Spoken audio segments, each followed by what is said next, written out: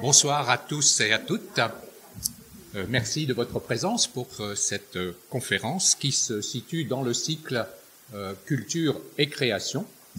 La prochaine séance, la prochaine conférence dans ce cycle en littérature aura lieu le 30 mai sous la forme d'un entretien avec Aurélie Filippetti, donc l'ex-ministre de la Culture, et Christine Détré, que vous avez peut-être vue puisque j'avais fait une visio avec elle pour la parution de son livre « Nos mères ». Et donc, elle est une spécialiste de la culture, c'est une professeure de sociologie de la culture. Si vous avez des problèmes avec la lecture de vos adolescents, vos enfants, vos petits-enfants, elle sait tout pour les faire lire. Donc, c'est le 30 mai et donc l'entretien portera sur les enjeux et les défis de la culture et de la création aujourd'hui.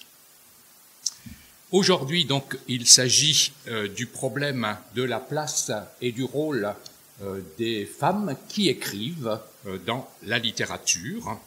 Il s'est produit en 2020 un événement qui est un peu passé en sourdine concernant ce problème. C'est la parution d'un livre dirigé par Martine Reid, intitulé La littérature et les femmes dans la littérature. Il s'agit des femmes dans la littérature française et dans la littérature francophone. C'est la première synthèse générale sur l'histoire de la littérature des femmes qui écrivent. Je suis en train de faire passer les deux volumes donc, pour que vous les voyiez. Donc il y a deux volumes qui correspondent à une division traditionnelle chronologique, puisque le premier volume donc, va du Moyen-Âge jusqu'au XVIIIe siècle, et le deuxième volume comprend le XIXe, XXe et début du XXIe siècle. C'est une publication inédite en collection de poche,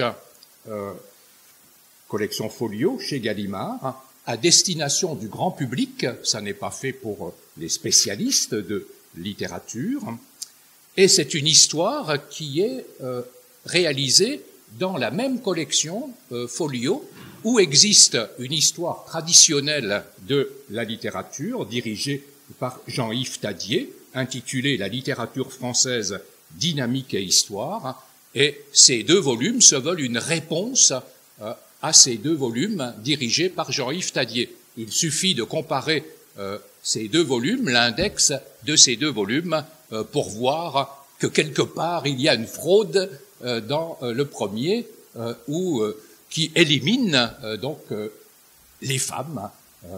Les femmes paraissent absentes ou presque de la littérature, et donc c'est pour combler ce manque que ces deux livres donc, ont été écrits. Cette histoire est dirigée par une femme, donc Martine Reid, et elle est réalisée avec des collaboratrices qui sont uniquement également des femmes, des universitaires françaises ou étrangères. Martine Reid est une spécialiste du XIXe siècle et elle a particulièrement consacré son travail à George Sand. C'est une approche qui se veut éclectique du point de vue méthodologique, comme le montre le fait que, Martine Reid le souligne elle-même, l'ensemble des communications n'a pas voulu unifier la manière de désigner les femmes qui écrivent, puisque aujourd'hui, c'est un petit détail qui montre que le problème est en suspens et qu'il est loin d'être réglé, on ne sait toujours pas comment appeler officiellement les femmes qui écrivent. Il y avait dans le passé des noms qui ont disparu aujourd'hui. Dans le passé, on parlait d'autoresse ou on parlait d'auteuse. Bon, aujourd'hui, on n'emploie plus ces termes.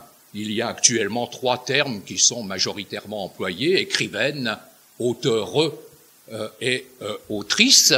L'Académie française n'a toujours pas choisi et donc laisse planer le doute sur ce qu'il faut employer. Ou bien on emploie des expressions comme femme, écrivain, au neutre, quelquefois femme écrivaine ou femmes qui écrivent. Donc on joue de ces différentes possibilités donc pour désigner ces femmes qui écrivent. Ce problème de la langue se retrouve avec la manière de désigner l'ensemble des œuvres écrites par des femmes. Est-ce qu'il faut parler de patrimoine ou est-ce qu'il faut parler de matrimoine, hein? Donc le problème de la langue, bon, est évidemment important, hein, dans la mesure où le masculin et le féminin donc ont une valeur non seulement sur le plan grammatical, mais une valeur symbolique, hein, importante. Le masculin l'emporte sur le féminin dans les accords, et donc bon, ça pose évidemment problème. Vous connaissez les problèmes de l'écriture inclusive. La couverture de ces deux volumes, donc vous l'avez vu, je pense, est symbolique, puisque sur le premier volume, vous avez un visage avec un arc et une flèche, donc c'est un renvoi évident à la figure de l'Amazone, hein, la figure mythique de l'Amazone, ces Amazones de l'Antiquité, ces femmes guerrières, hein, qui combattaient les hommes à cheval et avec un arc. Et sur le deuxième volume, la couverture représente un livre qui est transpercé de flèches, hein, donc les deux couvertures font récit, hein, le livre est conquis à la guerre par les femmes, hein, donc il y a eu lutte, il y a eu guerre, et l'objet livre donc a été conquis par ces Amazones. Donc c'est le symbole de ce que raconte le livre, à savoir que les femmes ont conquis un territoire qui était originellement, imaginairement, conçu comme un territoire masculin, le territoire de la littérature. Cette histoire littéraire s'inscrit de ce point de vue dans un ensemble de livres consacrés à d'autres domaines, consacrés aux sciences, consacrés aux arts ou consacrés à l'histoire, qui montrent strictement la même chose, hein, à savoir que les histoires traditionnelles rendent invisibles les femmes, les oublient, les gomment, les marginalisent. Il y a eu des pionnières de cette dénonciation du gommage des femmes dans l'histoire ou dans les autres domaines. Vous les avez peut-être vus dans la dernière émission de Busnel sur la 5. Il y avait Michel Perrault et Mona Ozouf qui étaient là. Et donc ces deux historiennes sont traditionnellement appelées à la rescousse pour écrire les préfaces de ces livres qui dénoncent donc cette invisibilisation des femmes, ce grand oubli des femmes. Michel Perrault, en 1998, avait écrit « Les femmes ou le silence de l'histoire » et elle a eu cette très belle formule « Au théâtre de la mémoire, les femmes sont ombres légères ». On les oublie facilement, elles sont très peu ou presque rien. Il y a deux livres récents que vous pouvez lire si vous voulez replacer cette invisibilisation des femmes en littérature dans un contexte plus général. Il y a un petit texte très roboratif de Christine Détré intitulé « Les femmes peuvent-elles être de grands hommes ?» qui est paru en 2016. Et il y a un livre plus récent de Titiou Lecoq qui est intitulé « Les grandes oubliées, pourquoi l'histoire a effacé les femmes ». Et donc ce sont deux livres qui parlent de l'ensemble des domaines. Aujourd'hui, je ne parle que de la littérature. Dans les deux livres dont nous avons parlé, la littérature est prise dans un sens très large, très extensif. Il ne s'agit pas seulement des autrices et des œuvres écrites par ces autrices, il s'agit des œuvres replacées dans le contexte culturel, d'où le sous-titre de ces deux volumes, Femmes et littérature, sous-titré Une histoire culturelle. Et donc il s'agit non seulement des livres, mais du contexte dans lequel s'inscrivent ces livres écrits par des femmes, le contexte historique, le contexte sociologique, le contexte anthropologique dans lequel cela s'inscrit. Alors, ma conférence ne va pas naturellement résumer cette histoire de la littérature, ce serait d'un ennui mortel. Si vous mettez le nez dans ces deux volumes, vous pouvez, ce n'est pas fait pour une lecture suivie, bien entendu, vous pouvez, selon la période qui vous intéresse, lire la séquence consacrée, par exemple, au XVIIIe siècle ou au XIXe siècle, et découvrir donc cette histoire de la littérature. Je ne vais pas paraphraser donc le livre. Mon objectif, c'est de tirer les problèmes qui se posent lorsque on se livre à ce type d'histoire de la littérature du point de vue donc des femmes. Quels sont les problèmes qui se posent? Et donc, je voudrais dans un premier temps poser le problème du constat réalisé par ces deux livres, ce constat de l'invisibilisation des femmes. Dans un deuxième temps, j'essaierai de vous montrer les problèmes soulevés par cette volonté d'écrire, comme le font ces deux volumes, l'histoire des femmes qui écrivent, et je terminerai en évoquant rapidement les perspectives ouvertes, les perspectives d'avenir ouvertes par ces livres. Alors tout d'abord, donc, le constat de l'exclusion des femmes auteurs dans l'histoire de la littérature et l'histoire culturelle. Pour la première histoire moderne de la littérature de Gustave Lanson est parue en 1895 et il suffit de regarder la présence des femmes dans ce premier volume pour comprendre que déjà les femmes sont évacuées de l'histoire de la littérature. Il y a dans ce volume 3% des femmes auteurs présentes. Donc ce sont essentiellement des hommes. Les femmes sont représentées par Madame de Sévigné ou Madame de Maintenon. Madame de Maintenon est là pour la littérature parce qu'elle a écrit des livres d'éducation. Et donc elle est là. Il y a Madame de Staël également, mais très très peu de femmes dans ce volume. Alors c'est très embêtant pour l'avenir des femmes auteurs dans la littérature parce que ce volume de Lanson qui est écrit en 1895, va servir de base à l'enseignement, on va le recopier, les auteurs qu'on va enseigner à l'école, c'est les auteurs qui sont dans ce livre, qui sont répertoriés par ce livre, et donc les femmes vont disparaître donc très rapidement de la littérature. Alors cette élimination des femmes dès cette première histoire de la littérature pourrait s'expliquer par la réalité. Peut-être que, effectivement, les femmes ont peu écrit, ont écrit peu de textes, et peut-être que cette histoire, la littérature, où les femmes sont en très grande minorité, représente la réalité de l'écriture des femmes. Donc ce serait la première explication. La deuxième explication, c'est que les femmes ont peut-être écrit, mais elles ont écrit des choses qui ne méritent pas d'être retenues, ça ne vaut pas pour être retenu, donc c'est le problème de l'évaluation. Donc c'est ou bien un problème de réalité, ça correspond à la réalité, ou bien c'est un problème d'évaluation, de valeur des écrits donc des femmes. Alors, la réalité, c'est que, effectivement, les femmes ont moins écrit, sans doute, ou n'ont pas écrit, parce que l'histoire de la littérature vue du point de vue des femmes, c'est une histoire d'empêchement. C'est ce que montrent ces deux volumes.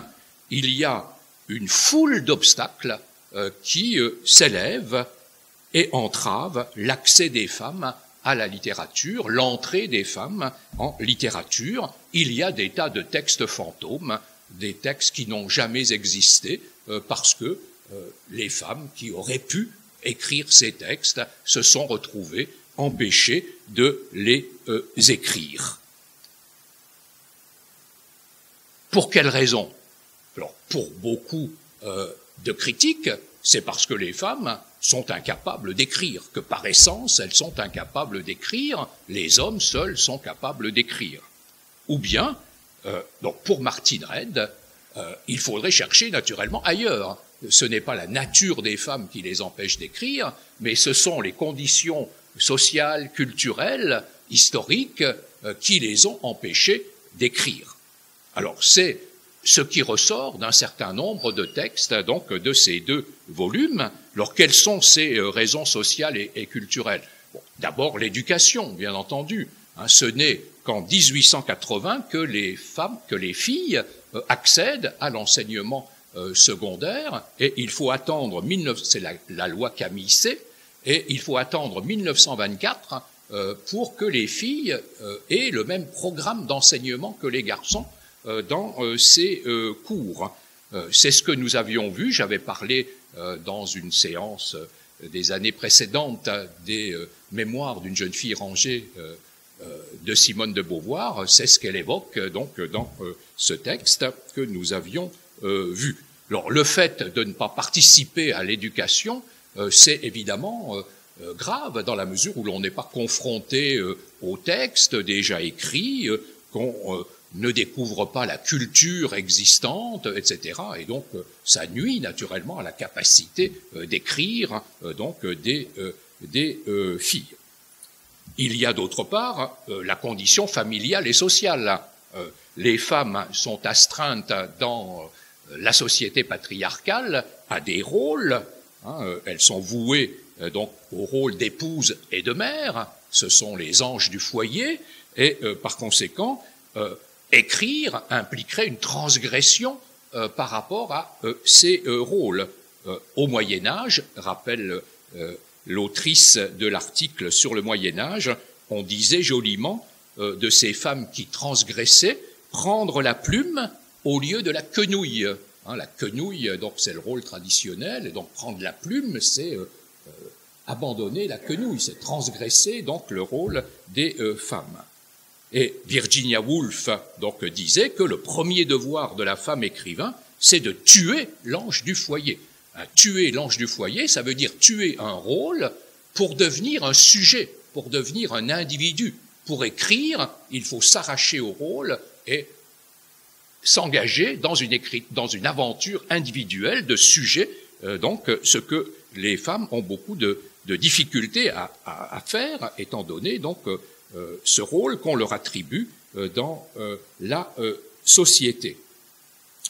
L'appartenance à une classe sociale modeste accroît encore, bien entendu, le poids de ces rôles. Pendant longtemps, les femmes qui écrivent seront des aristocrates ou des bourgeoises parce que il y a la domesticité pour accomplir ou se substituer à ces tâches-là. Virginia Woolf précisera dans son essai sur les femmes et la littérature que pour écrire, les femmes ont besoin d'une chambre à soi, c'est ce qu'elle dit en 1929, c'est-à-dire d'un espace et d'un temps, et elles ont besoin d'une autonomie financière, elles ont besoin de 500 livres, donc pour écrire, il faut des conditions matérielles qui assurent donc l'autonomie du sujet pour pouvoir écrire.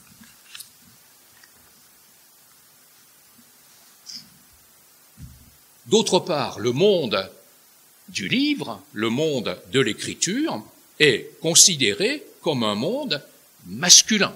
C'est un monde qui est de toutes parts dominé par les hommes, le monde de l'édition, le monde de l'imprimerie, le monde de la critique et de la réception des œuvres, donc est dominé par les femmes, par les hommes. Les institutions, les milieux du livre sont masculins, donc l'imaginaire du livre est tout entier masculin. On peut dire, quand on est Hugo, être Chateaubriand ou rien, ça serait difficile de dire pour une fille être Madame de Lafayette ou rien, parce que l'imaginaire du livre est un imaginaire donc marqué par le masculin. Les modèles sont masculins. La critique féministe, à la suite de Virginia Woolf, a développé pour faire sentir cet obstacle-là, pour concrétiser cet obstacle-là, le thème de la sœur du grand écrivain. Virginia Woolf a imaginé une sœur à Shakespeare, elle l'appelle Judith, mais cette sœur n'a jamais existé, elle est imaginée par Virginia Woolf, et Virginia Woolf se demande pourquoi une telle sœur de Shakespeare n'aurait jamais pu écrire au début du XVIIe siècle les œuvres écrites par Shakespeare. Alors il y a un vieil évêque auquel répond Virginia Woolf qui disait que par nature, la sœur de Shakespeare n'aurait jamais pu écrire les mêmes œuvres que son frère, parce que les femmes n'ont pas les capacités des hommes. Donc c'est par nature que la chose est impossible. Et Virginia Woolf va montrer, le texte va vous être lu tout à l'heure par Mélina, Virginia Woolf va montrer que pas du tout, ce n'est pas par nature, mais à cause des circonstances, à cause du contexte dans lequel se trouvent les femmes, que la chose est impossible. Une universitaire française, Christine Planté, a écrit un livre intitulé « La petite sœur de Balzac ». Alors la sœur de Balzac, elle est réelle, elle existe, elle s'appelait Laure Surville, elle écrivait, elle aussi, mais elle a très tôt abandonné l'écriture pour se consacrer à la promotion de l'œuvre de son frère. Et donc, c'est le symbole de la sœur sacrifiée, en quelque sorte, et on pourrait dire la même chose dans d'autres domaines de l'art. On pense naturellement à la sœur de Mozart, qui a été totalement sacrifiée par le père. C'était une virtuose comme son frère, et avant lui, puisqu'elle était la sœur aînée, une virtuose, elle composait de la musique, et dès que Mozart s'est montré lui-même virtuose, le père l'a complètement sacrifié, il l'a marié, etc. Donc cette représentation de la sœur du grand artiste, du grand écrivain, est symbolique de cet empêchement des femmes donc à écrire. Durant tout le XIXe siècle, la représentation de l'écriture des femmes est extrêmement négative. Madame de Staël, par exemple, est appelée par son père, son père était Necker, le grand financier genevois, ministre des Finances de Louis XVI, elle était appelée par lui Monsieur de Saint-Écritoire, se moquait d'elle donc, et il lui disait qu'il ne pouvait pas souffrir une femme auteure. Et on pourrait citer une multiplicité d'auteurs, de grands écrivains y compris, qui tiennent des propos absolument effarants sur cette incapacité des femmes à écrire et sur cette défense du territoire du livre comme territoire masculin au XIXe siècle. Le Tocqueville, par exemple, dit « Je déteste les femmes qui écrivent ». George Sand se fera insulter en permanence pour son pseudonyme masculin, et puis on la moque en la représentant comme un être hybride. Puisqu'elle écrit, elle n'est plus totalement une femme, c'est une espèce de monstre hybride. On se moque de ses habits d'homme, on se moque de sa voix masculine, de son visage chevalin, de ses lèvres épaisses, de son comportement amoureux prenant l'initiative de type masculin. Donc, il y a une prétendue essence masculine de l'écriture. Les hommes écrivent les livres, les femmes font des enfants. Donc, mais la création, ce sont les hommes qui la possèdent. Les femmes sont dans la nature, elles font des enfants.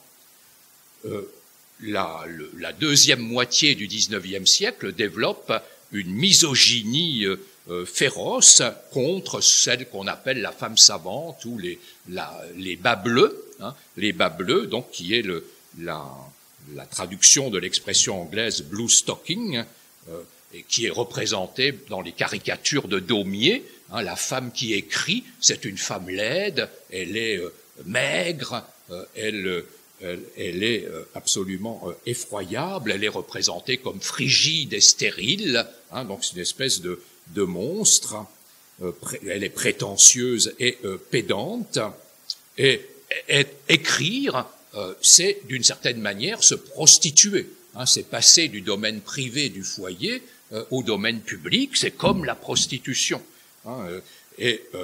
Donc Même les grands écrivains en sont dans cette représentation. Un des hommes les plus intelligents, Paul Valéry, fait une dédicace à Colette.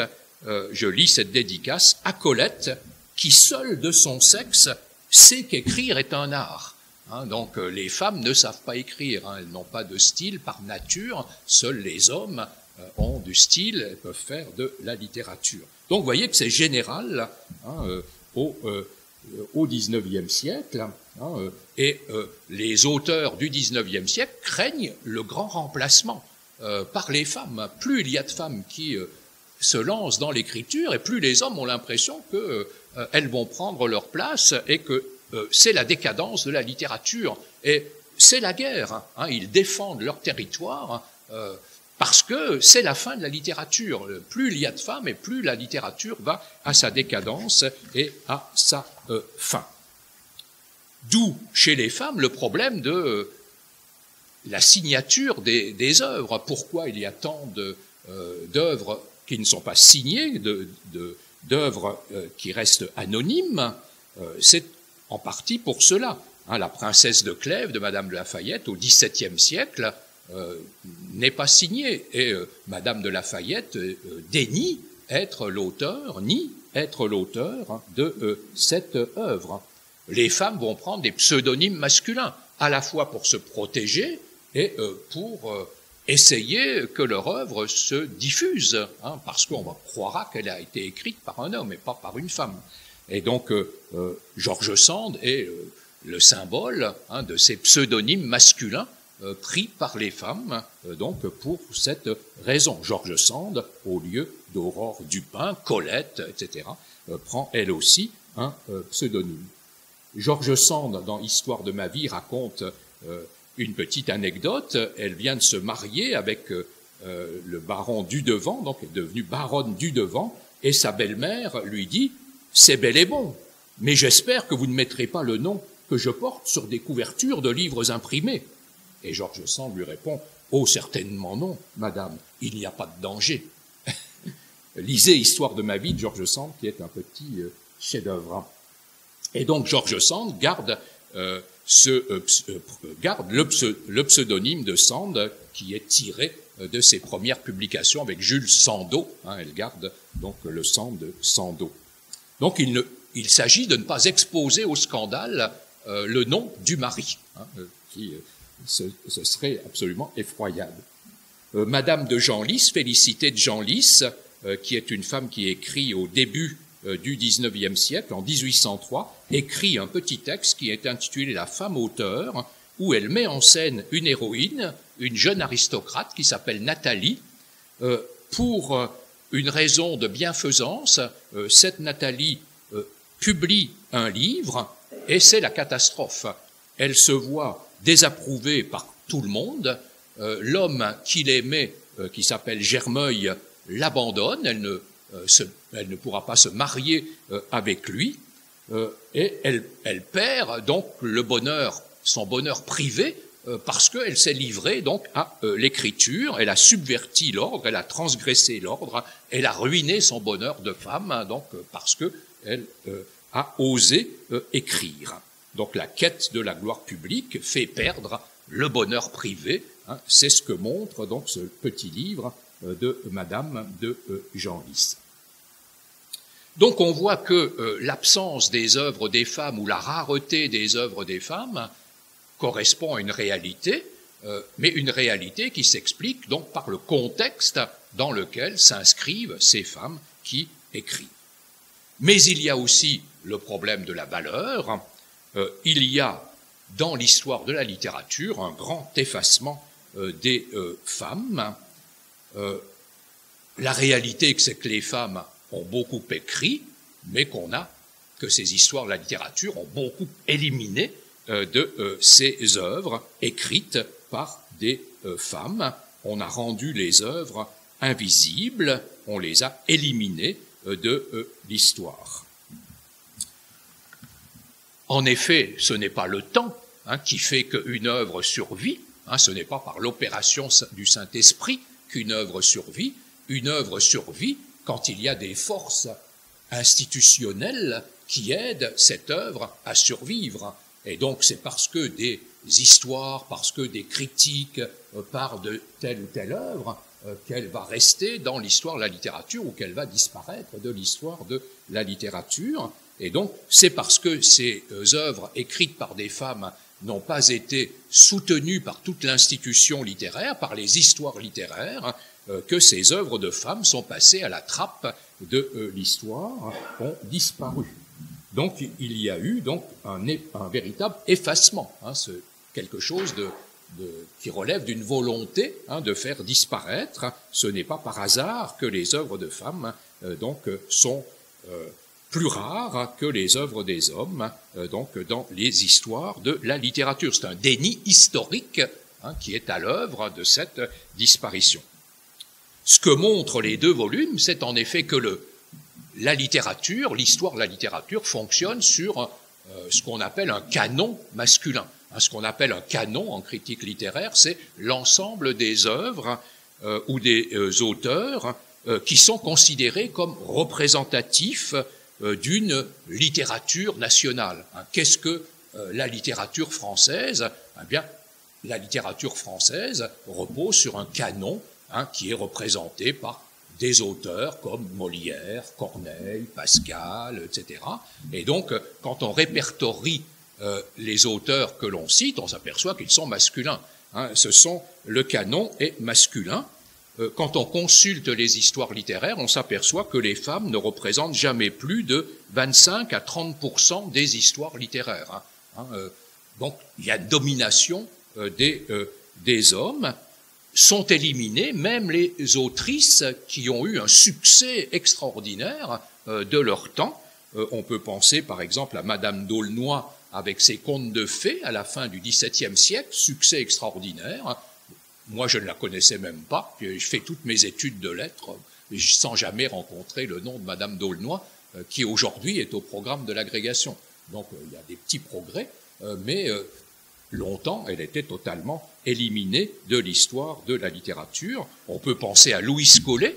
Louise Collet, on la connaît parce qu'elle a été la maîtresse de Flaubert, mais on ne la connaît pas pour ses livres, alors qu'elle a reçu un nombre de prix considérables et que ses œuvres ont également été beaucoup lues au XIXe siècle. Elle a écrit des textes très engagés sur l'injustice de la condition des femmes et des opprimés. Il y a un petit texte intitulé « La vérité sur l'anarchie des esprits ». Donc c'est véritablement une autrice importante.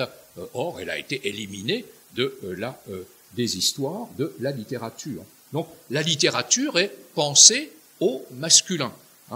Le grand auteur, c'est un homme. Le grand auteur national, c'est un homme. C'est Hugo ou Zola. On ne dira jamais que c'est Madame de Lafayette. C'est impensable. C'est un auteur masculin qui incarne la littérature française. Le programme qu'on enseigne dans les écoles est essentiellement masculin. L'histoire de la littérature, c'est une fabrique politique qui efface les femmes et les marginalise. Et l'histoire littéraire de Lançon, en 1895, a un rôle essentiel parce que c'est une histoire de la littérature qui s'écrit après la défaite de 1870, sous la Troisième République. On rêve de la revanche sur les Allemands, et donc les auteurs qu'il faut faire étudier aux élèves dans les classes, ce sont les auteurs qui sont porteurs des valeurs de virilité, de courage, c'est l'esprit français que doivent incarner, c'est la force, l'énergie que doivent incarner les auteurs qu'on fait apprendre aux enfants, et c'est forcément des hommes, naturellement, qui incarnent donc ces valeurs. Alors, il y a, pour expliquer le fonctionnement de cette institution littéraire, de cette critique littéraire, de ces histoires littéraires, des explications multiples. Les critiques sont pour la plupart masculins. Les deux grands critiques du XIXe siècle, c'est Lançon et Sainte-Beuve. Et je lis Lançon, qui parle de Christine de Pisan, qui est la première des femmes autrices de la littérature française au Moyen-Âge. Et Lançon dit de Christine de Pisan est la première de cette insupportable lignée de femmes auteurs. Incroyable, hein. Donc, éliminer, et on peut citer donc de multiples jugements négatifs portés par ces auteurs critiques, et on peut remonter jusqu'au présent. Hein. À la fin du XXe siècle, il y a un mouvement extrêmement important de relecture des textes, hein, de nouvelles méthodes pour lire les textes, c'est ce qu'on appelle la nouvelle critique, et tous les nouveaux critiques sont des hommes. Et sur quoi ils s'appuient pour bâtir leur critique? Sur des auteurs qui sont des hommes. Hein, les auteurs qu'on étudie, c'est Flaubert, Stendhal, Maupassant, Baudelaire, Zola, Proust, etc. Très très peu de femmes, ou pas de femmes presque, dans cette nouvelle critique. Donc ça fait que ça fonctionne uniquement donc en vase clos, hein, sur le masculin. Il y a le poids de la tradition et de l'école également. Hein, Barthes dit « la littérature », c'est ce qu'on enseigne, dit Barthes. C'est ce qu'on enseigne dans les écoles. C'est ça, finalement, la littérature. Et ce qu'on enseigne dans les écoles, les programmes des concours, ce sont des hommes. Hein, ce sont des auteurs masculins et non pas des femmes. Les critères de la qualité sur lesquels on effectue les hiérarchies, ce sont des critères qui sont considérés comme des critères que portent les hommes. La puissance, l'originalité, l'intelligence, le savoir, le génie, tout ça sont les hommes, hein, sont des critères d'évaluation que représentent les hommes. La moindre insuffisance ruine les femmes, ruine les auteurs féminins, alors que les insuffisances ne ruinent pas du tout les auteurs masculins. Balzac, tout le monde dit qu'il bâcle, il écrit, il est tout le temps sous le coup des dettes, donc bon, il faut qu'il tire à la ligne, hein, donc bon, il y a des tas de passages qui sont mal écrits, hein, du point de vue stylistique, mais on dit ça ne fait rien. C'est un énorme romancier, c'est un formidable romancier, et donc les inégalités du style de Balzac, ça ne lui nuit en rien. Alors qu'une femme, la moindre insuffisance d'écriture, par exemple, s'il y a trop de sensibilité, Marceline Desbordes-Valmore, c'est trop pathétique, bon, là, il y a des larmes partout, c'est pas bon. Hein, donc on élimine immédiatement, contrairement donc à ce qui se passe pour les hommes. Si l'on part des littératures francophones, les autrices de ces littératures doublent l'insuffisance par le sexe de l'insuffisance de l'origine. Elles appartiennent à la littérature francophone, c'est-à-dire à la périphérie par rapport au centre de la littérature, et donc elles sont éliminées également. Il y a très très peu d'autrices féminines de la littérature francophone connues, hein, véritablement par les histoires littéraires. Hein. Il y a les préjugés coloniaux qui viennent également s'ajouter à cela, et donc il y a très très peu d'autrices, hein, Assia Djebar, etc. Il y en a quelques-unes, mais elles sont tout de même minces. Ce canon masculin a été dénoncé assez tôt dans d'autres pays, comme les États-Unis par exemple. En France, il n'y a pas eu véritablement de dénonciation de ces canons. Alors, il y a bien dans ces histoires de la littérature des exceptions. Alors, ces exceptions, naturellement, vont être à chaque fois exploitées comme des alibis, comme des cache-sexes. Hein, quand on dit mais les histoires littéraires éliminent les femmes, ah ben mais non, vous vous trompez. Et on cite, alors il y a Madame de Lafayette, alors qui est partout, Madame de Staël, Colette, Beauvoir, Marguerite Duras, etc. Donc vous voyez bien qu'il y a des femmes, mais ces femmes fonctionnent donc comme des grandes figures, des îles qui émergent donc de temps en temps. Mais elles servent de paravent pour montrer que, mais si, on garde les femmes. Ce qui est éliminé dans les histoires de la littérature, c'est toutes les autrices qui représentent ce qu'on appelle des figures mineures ou des figures moins importantes. Mais ces figures moins importantes, quand ce sont des hommes, on les garde. Bon, si vous prenez un auteur comme Mérimée, c'est un second couteau. Mais il est dans toutes les histoires de la littérature, alors qu'une femme qui aurait la valeur de Mérimée serait éliminée de l'histoire de la littérature. Et donc, éliminer les seconds rôles, éliminer les figures mineures, c'est empêcher l'histoire de la littérature de se constituer. Une histoire de la littérature, ça n'est pas fait que de grands auteurs, c'est aussi tous les auteurs mineurs, et il y a des interactions donc entre ces auteurs majeurs et ces auteurs mineurs. C'est ce qui fait l'histoire de la littérature. Une affaire récente montre cette mise en cause, cette élimination des femmes par des moyens quelquefois assez pervers. Par exemple, Louise Labbé. Louise Labbé, c'est une poétesse du XVIe siècle qui est une des rares autrices reconnues de ce siècle, dont les phares sont masculins. Les auteurs que vous connaissez, c'est Ronsard, Du Bellay, Rabelais, Montaigne, très peu de femmes là-dedans. Elle a écrit des poèmes amoureux remarquables. Je lis par exemple un quatrain que connaît sans doute la fille de Guillaume, qui étudie le XVIe siècle, mais Du Bellay, elle, « Je vis, je meurs, je me brûle et me noie, j'ai chaud extrême en endurant froidure, la vie m'est est trop molle et trop dure, j'ai graves ennuis entremêlés de joie. » Donc c'est une femme qui parle de manière extrêmement sensuelle de la passion amoureuse, de manière très érotique de la passion amoureuse, et donc on admire donc la poésie de Louise Labbé, donc essentiellement pour cette raison. Mais tout un pan de la critique du XVIe siècle considère que les poèmes de Louise Labbé relèvent d'une supercherie.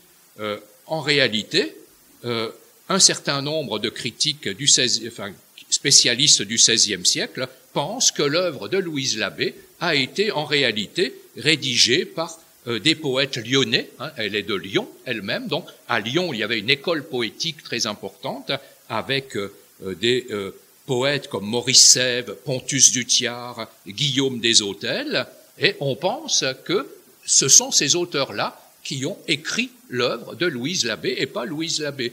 Et on dit, il n'y a aucun document qui montre que Louise Labbé a écrit, et d'autre part et surtout, Louise Labbé, elle était fille de cordier, de fabricants et de vendeurs de cordes, et elle était mariée également à un cordier, et donc on dit, elle ne possédait absolument pas la culture avec laquelle elle aurait pu rédiger ses textes. Et l'œuvre de Louise Labbé, on vient de la publier dans la prestigieuse édition de la Pléiade, et à qui on confie l'édition?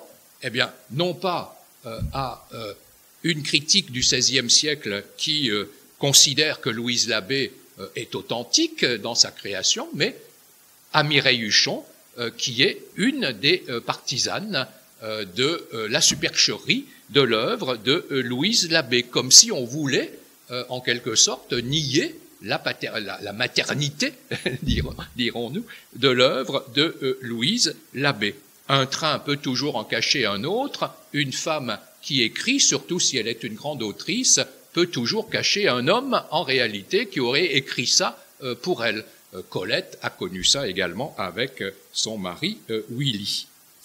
Donc, voilà un exemple, et dans cette édition de la Pléiade, il y a 150 pages de textes emprunté à l'Antiquité jusqu'au XVIe siècle pour montrer que si Louise Labbé avait écrit ces textes, il aurait fallu qu'elle connaisse tous ces textes-là. Et on dit c'est pas possible. La fille d'un cordier mariée à un cordier, une femme mariée à un cordier ne peut pas avoir cette culture-là. Bon, je me demande comment on expliquerait Genet, par exemple, si on adoptait la même méthode, d'où Genet a tiré la possibilité d'écrire ces textes. Bon.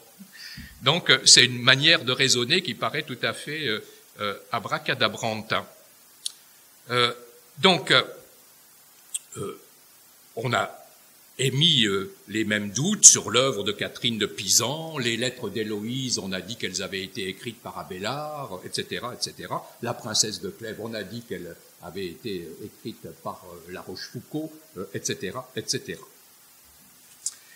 Voilà donc tout un ensemble donc de raisons qui expliquent cette élimination, cette invisibilisation donc des femmes. Alors, première lecture, c'est la lecture d'un texte de Virginia Woolf intitulé « Une chambre à soi », paru en 1929. C'est un texte donc fondateur du féminisme et de la revendication féministe en ce qui concerne la littérature. C'est un texte que cite une pluralité d'autrices de toutes les littératures. C'est un texte qui est issu de 2 conférences faites par Virginia Woolf devant de jeunes étudiantes de Cambridge. Ces conférences étaient intitulées « Les femmes et la littérature ». Et donc, la thèse de Virginia Woolf, c'est que pour écrire, une femme doit avoir une chambre à soi et doit avoir 500 livres de rente. Et elle répond dans le passage que Mélina va lire à un vieil évêque décédé depuis qui avait déclaré dans les journaux, je cite, qu'aucune femme aujourd'hui ou demain ne pourrait jamais avoir le génie de Shakespeare. Et donc pour cet évêque, les femmes sont par nature inférieures aux hommes, elles sont incapables d'écrire, le génie a un sexe et il est masculin. Et Virginia Woolf va montrer que, effectivement, la sœur de Shakespeare, s'il en avait eu une, n'aurait jamais pu écrire les œuvres de Shakespeare, mais non pas parce qu'elle n'aurait pas eu le génie de Shakespeare, mais parce qu'elle n'aurait pas eu une chambre à soi et 500 livres de rente. La condition de femme qui était la sienne l'empêchait d'écrire. Donc, Judith Shakespeare ne pouvait pas écrire. Les œuvres de Judith Shakespeare sont un fantôme. Mélina. Quoi qu'il en soit, je ne pouvais pas m'empêcher de penser, en regardant les œuvres de Shakespeare sur l'étagère, que l'évêque avait eu raison au moins sur ce point. Il aurait été complètement et absolument impossible pour une femme d'écrire les pièces de Shakespeare du temps de Shakespeare. Imaginons, puisqu'il est si difficile de se fier à des faits, ce qui se serait passé si Shakespeare avait eu une sœur formidablement douée, que nous pourrions appeler Judith. Sa mère étant une héritière, Shakespeare a très probablement dû lui-même fréquenter la grammar school, où il a sans doute appris le latin, Ovide, Virgile et Horace, ainsi que des rudiments de grammaire et de logique. On sait bien que c'était un enfant indiscipliné, qui prenait les lapins au collet, qui a peut-être tué un cerf et qui, ayant fait Pâques avant les rameaux, fut contraint d'épouser une femme du voisinage, qui lui fit un enfant plus vite qu'il n'eût été convenable. Cette incartade le conduisit à s'en aller chercher fortune à Londres. Il avait, semble-t-il, un goût certain pour le théâtre. Il commença par garder les chevaux à l'entrée du théâtre. Très vite, il y obtint du travail, devint un acteur à succès et vécut au centre de cet univers, rencontrant tout le monde, connaissant tout le monde, pratiquant son art sur les planches, exerçant son esprit dans la rue, accédant même au palais de la reine. Mais pendant ce temps, imaginons que sa sœur formidablement douée soit restée chez elle.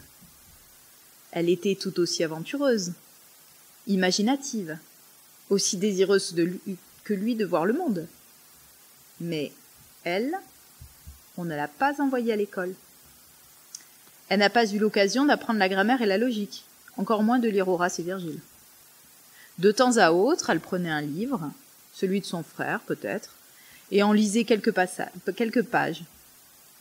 Mais sur ces entrefaites, ses parents arrivaient et lui disaient de repriser les bas ou de surveiller le ragoût et de ne pas rêvasser sur les livres et les imprimer. Il lui parlait sans doute franchement, mais gentiment, car c'étaient des gens respectables qui connaissaient les conditions de vie des femmes et qui aimaient leurs filles. On peut en effet penser que le père tenait à elle comme la prunelle de ses yeux. Peut-être griffonnait-elle quelques pages en cachette, dans le local où on entreposait les pommes, mais elle les dissimulait soigneusement, ou elle les brûlait.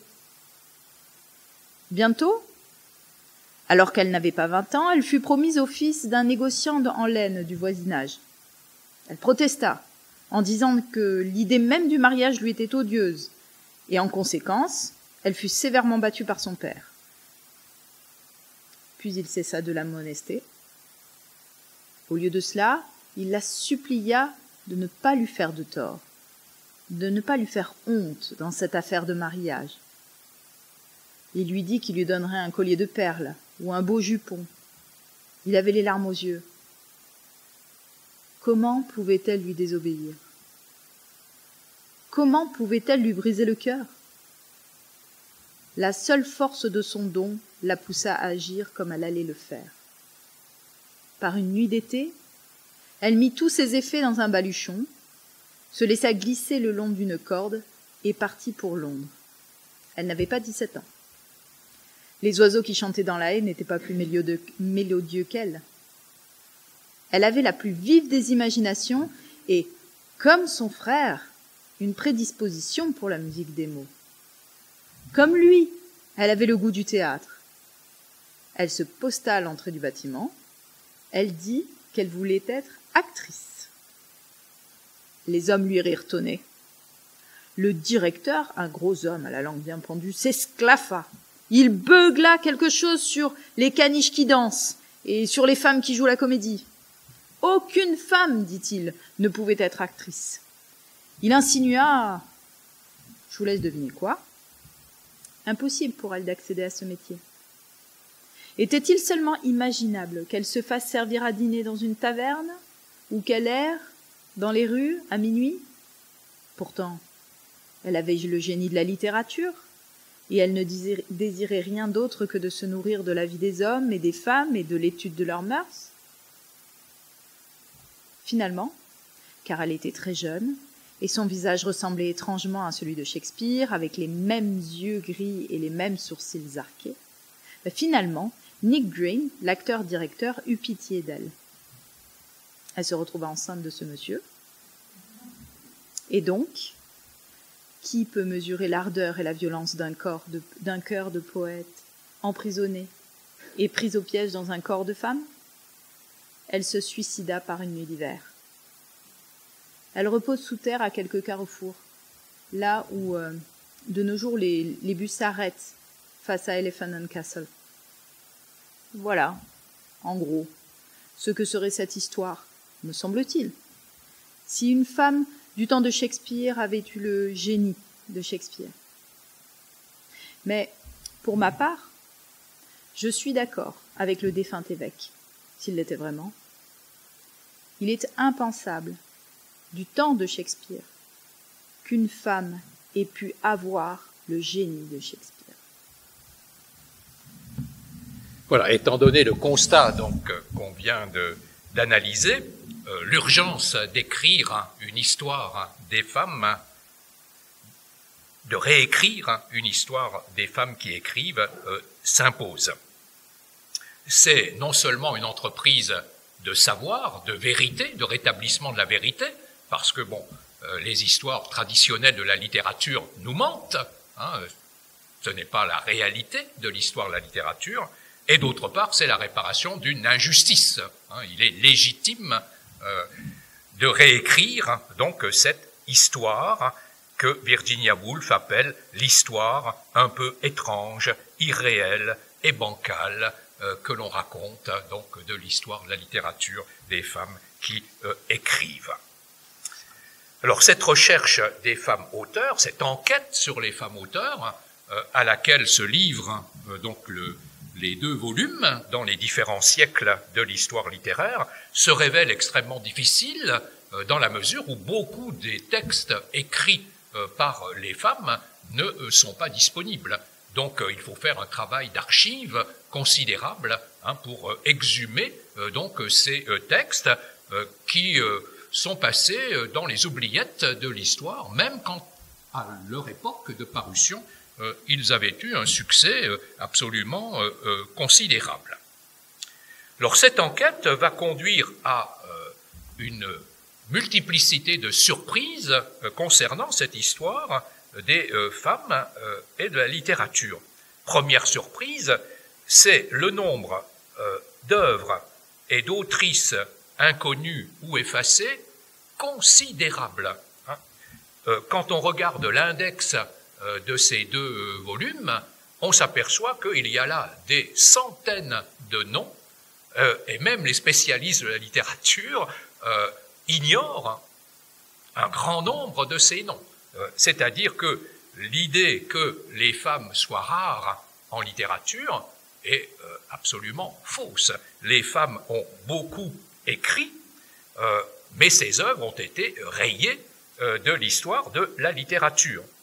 Le titre du chapitre consacré au XVIIe siècle est « Un grand siècle pour les femmes auteurs ».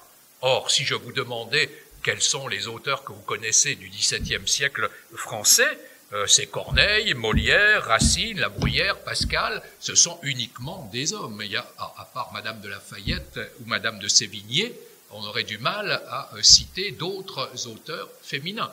Et dans ce chapitre consacré au XVIIe siècle, il y a de multiples auteurs féminins qui sont cités, comme Madame d'Aulnoy, dont je parlais tout à l'heure, qui écrit des contes de fées qui ont un succès considérable à la fin du XVIIe siècle, ou bien Mademoiselle de Scudéry, qui écrit des romans qui ont un succès absolument extraordinaire également. Donc, la rareté des œuvres de femmes, c'est une blague. Les œuvres de femmes et les autrices sont extrêmement nombreuses. Deuxième surprise, les femmes auteurs sont partout. Elles sont absolument dans tous les genres, y compris dans les genres qu'on s'imaginerait fermés pour les femmes en raison des conditions vues tout à l'heure de domination masculine sur ces domaines. On peut penser en particulier au théâtre. Au théâtre, les directeurs de théâtre, la censure, les répétitions, etc. Bon, tout est sous la domination des hommes. Or, il y a partout, peut-être en nombre moindre que les auteurs hommes, il y a des autrices qui écrivent pour le théâtre. Par exemple, au XVIIe siècle, chose incroyable, lorsque le Tartuffe de Molière est censuré, qu'est-ce qu'on fait jouer à la place de la pièce qui est suspendue? Eh bien, on fait jouer une pièce de Madame de Villedieu. Madame de Villedieu. On fait jouer une pièce de femme. Madame de Villedieu, personne ne la connaît. Je n'en ai jamais entendu parler dans mes études de lettres. Et pourtant, on la joue à la place du Tartuffe. C'est pas rien quand même. Donc, ça veut dire qu'à l'époque, elle était extrêmement reconnue. Mais elle a été ensuite totalement évacuée de l'histoire, donc de la littérature. On pourrait faire les mêmes remarques pour d'autres siècles. Au XIXe siècle, il y a également des autrices qui écrivent pour le théâtre, mais là encore méconnues totalement. Virginie Ancelot, la plus jouée avec une quarantaine de pièces, Delphine de Girardin, Marie de Rheims ou Louise Collet sont des autrices qui écrivent pour le théâtre. George Sand écrit également pour le théâtre.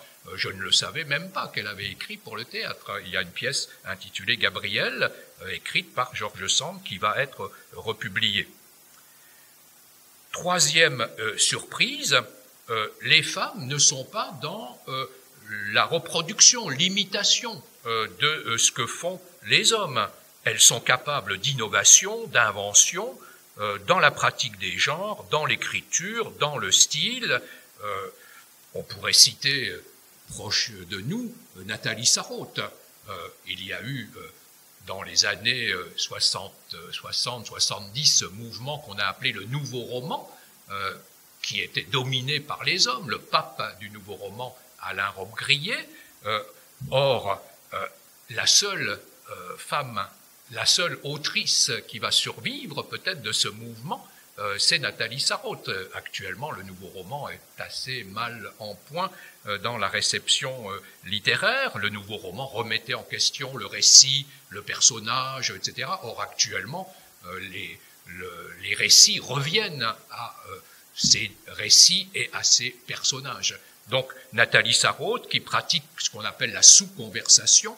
La sous-conversation, c'est la volonté de rendre dans un texte les pensées confuses, à moitié formulées, mais jamais dites totalement, qui viennent au seuil de la conscience et qui grouillent au fond des êtres, au fond du moi, sans en dessous de ce que nous disons. Hein. Quand nous conversons avec quelqu'un, nous parlons en disant des choses, mais tout en parlant, il y a de multiples pensées qui ne parviennent pas à se formuler, qui grouillent dans notre moi. Ah, mais qu'est-ce que c'est que cette robe qu'elle a mise aujourd'hui, c'est moche, etc. Mais je ne lui dirai pas, naturellement, je parle avec elle, du temps qu'il fait, etc. Donc, il y a une sous-conversation, sous la conversation. Donc, les femmes innovent. Nathalie Sarraute est la première à faire cela. C'est une innovation totale dans la littérature. Donc, on voit que les femmes ne sont pas dans l'imitation. Quatrième surprise, c'est la diversité, la singularité de ces autrices.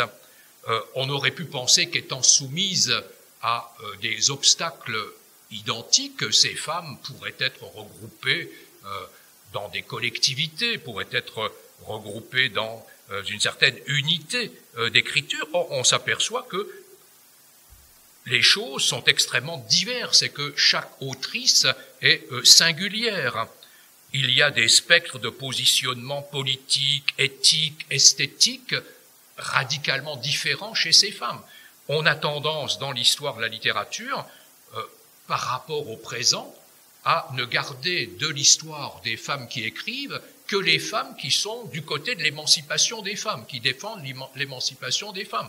Mais il y a eu aussi des femmes qui avaient des positions beaucoup plus conservatrices. Je pense par exemple à Félicité de Genlis, qui était une spécialiste de l'éducation. Elle a écrit beaucoup de textes sur l'éducation. Elle a une œuvre immense et connue à l'époque, complètement oubliée aujourd'hui. Elle a été la gouvernante des enfants de la famille d'Orléans, et en particulier du futur Louis-Philippe. Elle a des idées nouvelles dans le domaine de l'éducation, mais en même temps, elle est totalement opposée aux philosophes des Lumières. Et donc, d'une certaine manière, elle est conservatrice contre ces grandes idées développées par les philosophes des Lumières. Donc, c'est quelqu'un qui a un positionnement très complexe dans l'histoire de la littérature. Et donc, elle est écrasée naturellement par les philosophes des Lumières, qui sont pris en considération par l'histoire de la littérature. De même, dans les années 70, les féministes, il n'y a pas un féminisme qui s'exprime en littérature dans les années 70, dans le mouvement d'émancipation féminine, mais il y a des féminismes. On se bat autour de la notion d'écriture féminine, d'écriture de femmes. Est-ce que les femmes, par nature, écrivent de manière différente? Et donc il y a des femmes, des autrices qui défendent cette idée. Les femmes n'écrivent pas comme les hommes. Elles ont une écriture qui exprime le corps, qui exprime le rapport à la mère, qui exprime la sensualité de manière différente des hommes. Et il y a d'autres autrices qui revendiquent l'universalisme. Par exemple, Nathalie Sarraute dit « Quand j'écris, je ne suis ni homme ni femme. Il y a l'écriture, point. Il n'y a pas une écriture d'homme et une écriture de femme. J'écris. » Et Marguerite Duras dit qu'elle ne veut pas être classée dans l'histoire de la littérature féminine. Elle dit qu'il y a la littérature tout court. Donc elle veut être inscrite dans la littérature et pas la littérature féminine. Donc on se bat autour de ces idées. Donc on voit qu'il y a des positionnements extrêmement différents autour de ces notions. L'écriture de ces histoires, l'histoire de l'écriture féminine pose le problème de l'évaluation ou de la réévaluation. On est amené naturellement à ne pas exhiber, à ne pas sortir de l'oubli des textes uniquement parce qu'ils ont été écrits par des femmes. Il y a beaucoup de textes d'hommes qui sont passés aussi dans les oubliettes parce que ils ne valent pas tripette, et donc bon, personne n'ira réclamer ces textes. Donc ce n'est pas parce que de tels textes seraient écrits par des femmes qu'il faudrait les sortir des oubliettes, alors qu'on y laisserait les œuvres des hommes. Donc se pose en permanence le problème de qu'est-ce que ça vaut, hein, est-ce que ça vaut la peine de réévaluer? Mais l'évaluation en littérature, c'est quelque chose qui est constamment soumis à réévaluation. Hein. La réception est historique. Selon les siècles, on relit une œuvre de manière différente, et donc une œuvre peut avoir eu du succès, disparaître, renaître, retomber dans l'oubli, etc. L'histoire est très discontinue, hein, de la réception des œuvres. Et donc il en va de même donc de ces œuvres de femmes. Donc ces œuvres, elles sont constamment réévaluées. Les grandes œuvres peuvent très bien être mises en question. Hein, les grandes œuvres comme celle de Madame de La Fayette peuvent éventuellement être remises en question. D'autres qui étaient très critiquées, comme l'œuvre de George Sand par exemple, au moment de son écriture, peuvent être réévaluées. On peut dire qu'aujourd'hui, George Sand est un grand auteur de retour. Hein.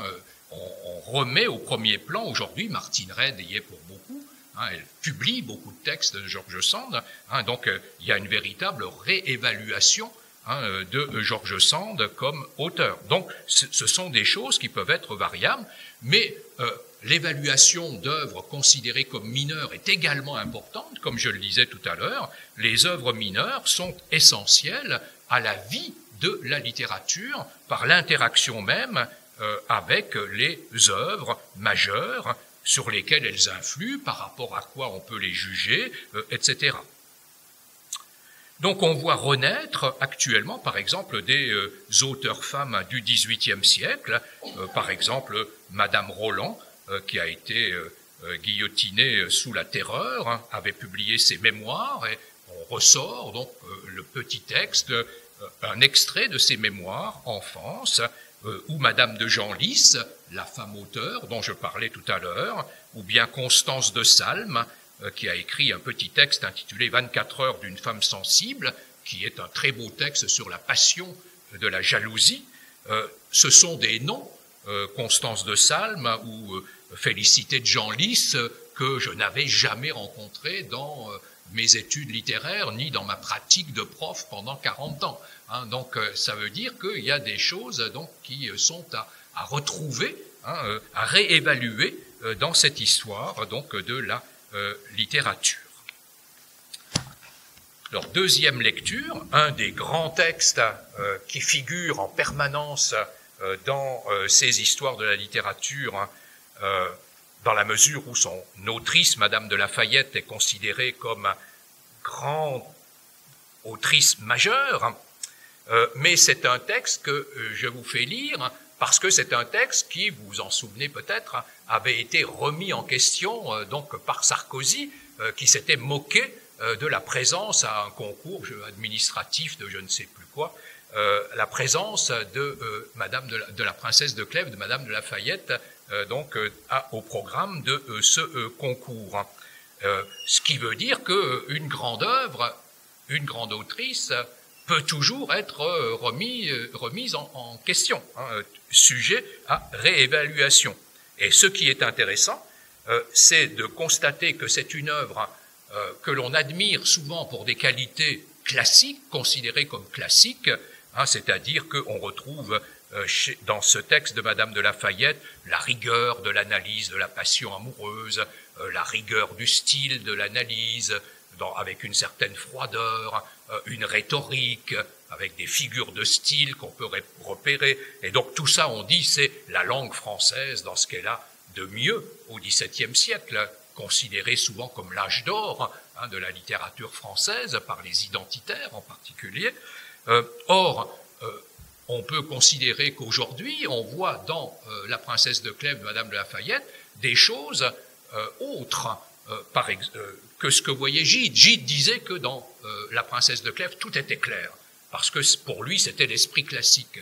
Or, on peut voir dans le texte de La princesse de Clèves des silences, des moments de rêverie, des non-dits, beaucoup d'implicite dans le texte. Et moi, ce qui me paraît admirable dans ce texte, c'est beaucoup plus cela que les qualités classiques qu'il représente. C'est-à-dire qu'on peut réévaluer ce texte, y voir d'autres choses que ce que l'on y voyait à certaines époques, et considérer que ce texte est grand parce qu'il y a cela.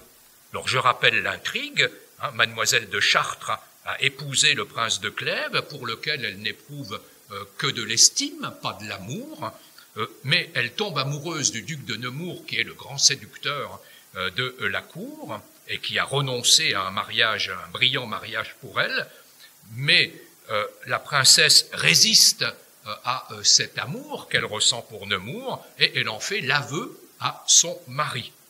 Celui-ci est très affligé, et il meurt peu après. Mais la princesse, bien que veuve, refuse d'épouser Nemours, et elle se retire dans une maison religieuse à la fin du roman. Et elle meurt rapidement, assez rapidement, dans cette maison religieuse. Alors Mélina va lire la fin du roman, le moment de cette retraite, du désespoir de Nemours, et l'évocation donc de la mort de la princesse de Clèves, rapide dans ce couvent. Elle se retira, sur le prétexte de changer d'air dans une maison religieuse, sans faire paraître un dessein arrêté de renoncer à la cour.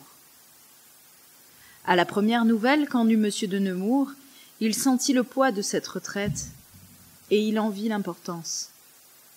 Il crut, dans le moment, qu'il n'y avait plus rien à espérer. La perte de ses espérances ne l'empêcha pas de mettre tout en usage pour faire revenir Madame de Clèves.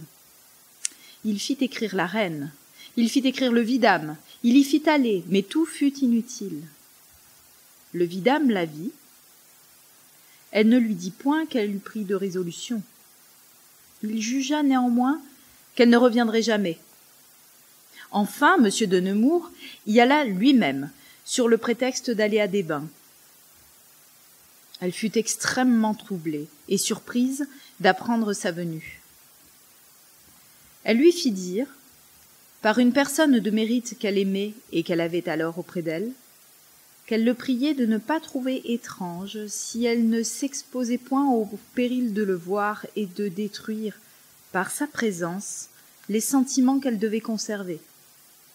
Qu'elle voulait bien qu'il sût qu'ayant trouvé que son devoir et son repos s'opposaient au penchant qu'elle avait d'être à lui, les autres choses du monde lui avaient paru si indifférentes qu'elle y avait renoncé pour jamais, qu'elle ne pensait plus qu'à celle de l'autre vie, et qu'il ne lui restait aucun sentiment que le désir de le voir dans les mêmes dispositions où elle était.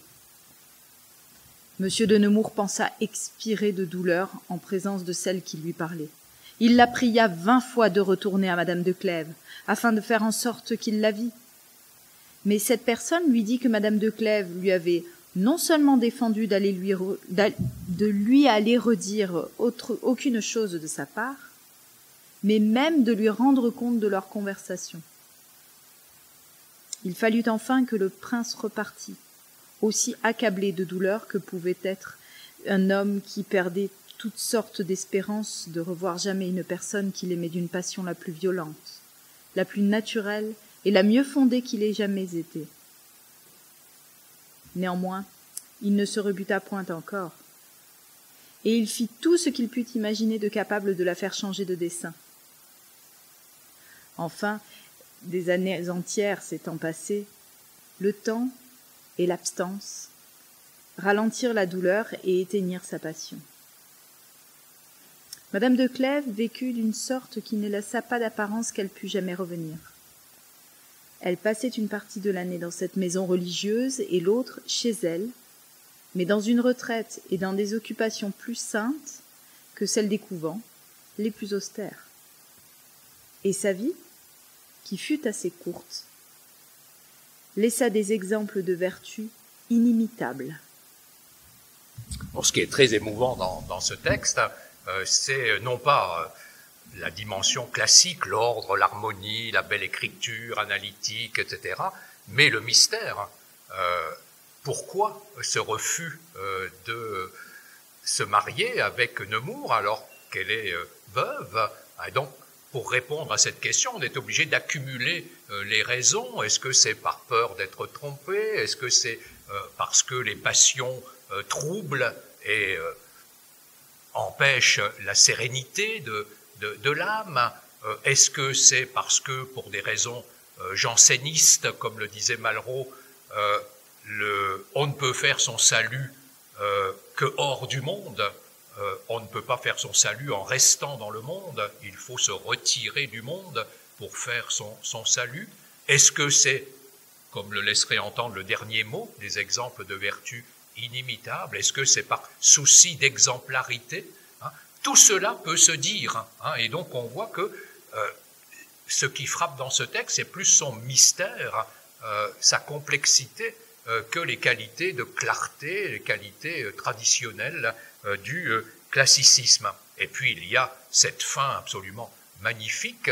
Un critique, Jean Prévost, a dit que c'était une euthanasie littéraire, et Stendhal tombait raide, amoureux de cette euthanasie littéraire qu'il a reproduite. Les hommes peuvent imiter les femmes, reproduite dans Le Rouge et le Noir et La Chartreuse de Parme, qui se termine par une liquidation rapide des personnages, une espèce d'euthanasie des personnages en douceur. Donc, du point de vue esthétique, c'est absolument remarquable, quoi. C'est très, très, très, très beau.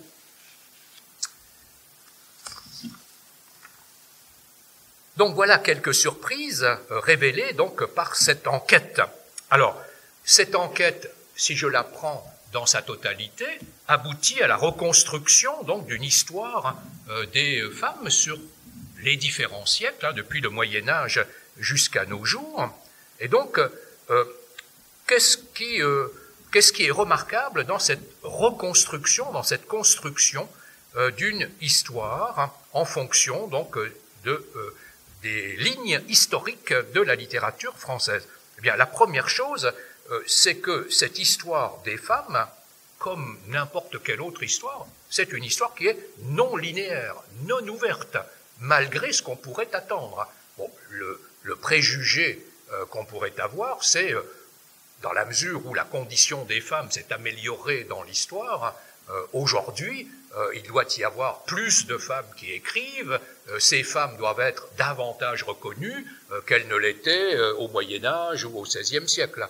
Donc, et on pourrait penser que le progrès de la condition des femmes qui écrivent s'est amélioré de manière continue dans l'histoire. Progrès linéaire dans l'histoire. Or, on s'aperçoit dans cette histoire de la littérature des femmes que ça n'est absolument pas le cas, et que l'histoire suit une ligne brisée, et que selon les époques, les femmes qui écrivent peuvent être reconnues plus ou moins. Le XIXe siècle, par exemple, est un siècle tout à fait paradoxal, dans la mesure où au XIXe siècle, il y a des tas de conditions qui devraient améliorer la condition des femmes qui écrivent, la reconnaissance des femmes qui écrivent. Il y a au XIXe siècle le développement de l'éducation des filles, il y a le développement de la presse et de la librairie, qui permet aux femmes d'écrire dans des revues, dans des journaux. Le nombre de lectrices augmente, et donc le nombre de femmes qui écrivent augmente également. Or, on constate dans la deuxième moitié, à partir des années 1840, qu'après les années 1830, où il y a eu un mouvement d'émancipation des femmes et apparemment une meilleure reconnaissance avec les Saint-Simoniennes, à partir des années 1840, on assiste à une régression. Ça retombe. Et toute la fin du siècle est abominable pour la reconnaissance des femmes. On en a eu des exemples, j'en ai donné tout à l'heure des exemples.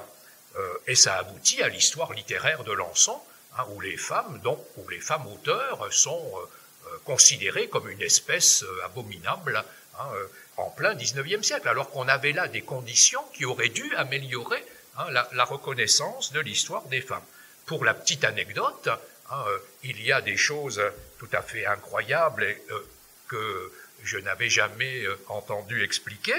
Par exemple, la fameuse théorie du poète voyant de Rimbaud, en réalité, il l'a piquée à une femme. C'est une femme dont j'avais parlé quand j'avais parlé des femmes écrivaines de la commune de Paris, qui développe cette idée du poète voyant, comme un voyant. Elle s'appelle Malvina Blanchecotte, personne ne la connaît, et c'est elle qui porte cette théorie du poète voyant qui a fait la célébrité de Rimbaud. Donc on voit que les femmes peuvent se cacher aussi derrière les hommes, et pas forcément l'inverse, comme on le voyait tout à l'heure. On pourrait penser qu'aujourd'hui, les choses sont réglées, que la reconnaissance des femmes qui écrivent va de soi, en quelque sorte, avec l'amélioration des conditions faites aux femmes et l'amélioration de l'émancipation des femmes. Or, on s'aperçoit que ça n'est absolument pas le cas. Il suffit de regarder, je ne vais pas vous assommer de chiffres, mais si on prend les statistiques des prix, on s'aperçoit qu'il y a une asymétrie totale dans la reconnaissance des femmes et des hommes. À titre d'exemple, si l'on prend les statistiques de tous les prix et récompenses des 13 prix les plus prestigieux, on s'aperçoit qu'il y a 170 femmes sur 730 lauréats des 13 prix les plus prestigieux entre 1900 et 2014. Pour le Goncourt, qui est créé en 1903, il faut attendre 1944 pour voir Elsa Triolet obtenir le prix Goncourt.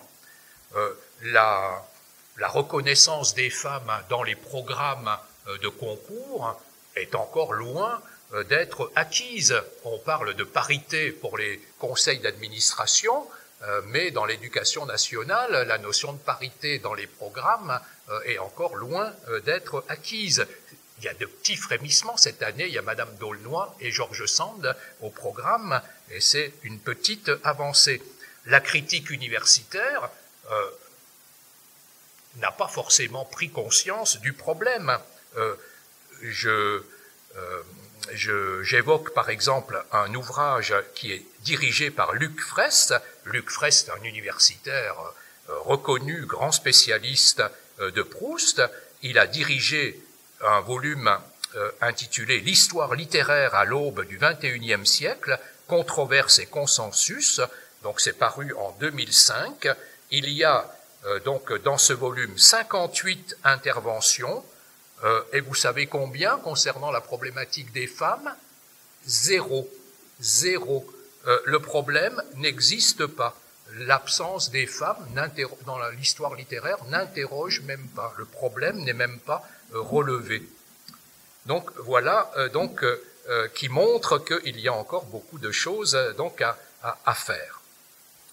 Ce que montre également cette histoire des femmes quand on la prend dans sa totalité, c'est l'importance de ce que l'on peut appeler les transmissions féminines.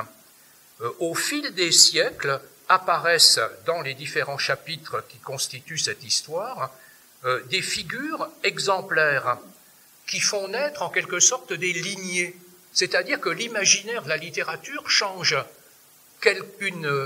Une fille qui a envie d'écrire peut avoir en tête une autrice désormais, alors que ça n'était absolument pas le cas précédemment. On peut s'imaginer autrice à partir des autrices qui ont précédé, dans la mesure où on sort de l'oubli un certain nombre donc de grandes figures.